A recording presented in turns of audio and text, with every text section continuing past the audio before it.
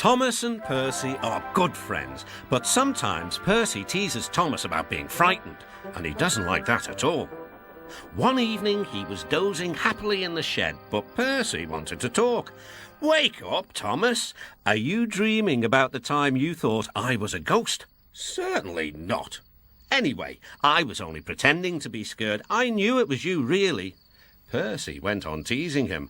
"I hope the guard leaves the light on for you tonight." "Why?" asked Thomas. "I quite like the dark." "Oh, really?" exclaimed Percy. "I am surprised. I'd always thought you were afraid of the dark. I wonder why." Thomas decided to say nothing and went to sleep instead. Next day, the Fat Controller arrived. "I would like you to go to the harbour tonight to collect something rather unusual." "What sort of something?" "Wait and see." Percy was moving trucks into a siding. Henry arrived with his goods train. The signalman switched the points and Percy waited on the siding until Henry had steamed by. Then there was trouble. "The points are jammed," called the signalman. "I can't switch them back. The workmen will mend them in the morning. It's too late now." Said Percy's driver. "I'm sorry, Percy, but you will have to stay here for the night." "Where are you going?"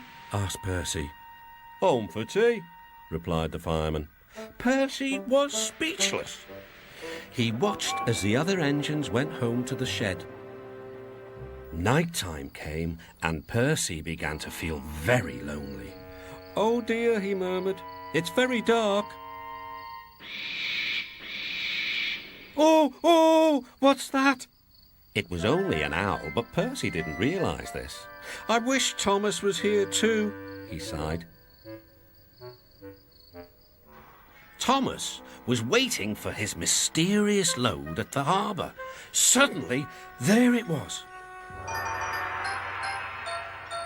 "Cinders and ashes," cried Thomas. "It's a dragon." "Don't worry," laughed his driver. "This dragon is made of paper. It's for the carnival tomorrow."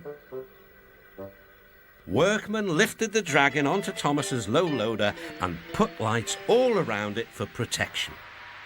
Then Thomas set off into the misty night. Percy was asleep in his sidings and had no idea that Thomas was approaching him.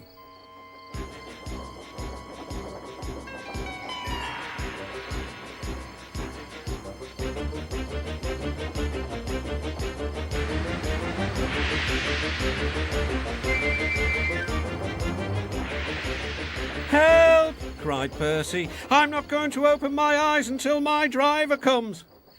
Next morning, the points were mended and Percy puffed back to the junction. Gordon was just about to leave with the express. "You'll never guess what I saw last night."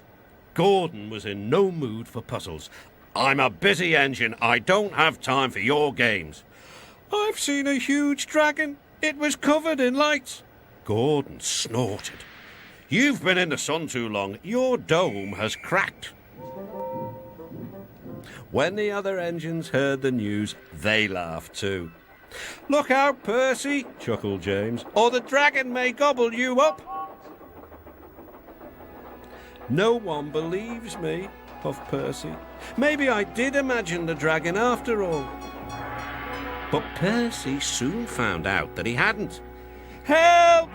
Save me!" cried Percy. "It's all right," whistled Thomas, and he explained about the carnival. "By the way, how was your night out?" Percy decided to tell Thomas the truth. "Well, Percy," said Thomas, "maybe we do get scared sometimes, but if we're not afraid to tell each other, then that means we're quite brave too."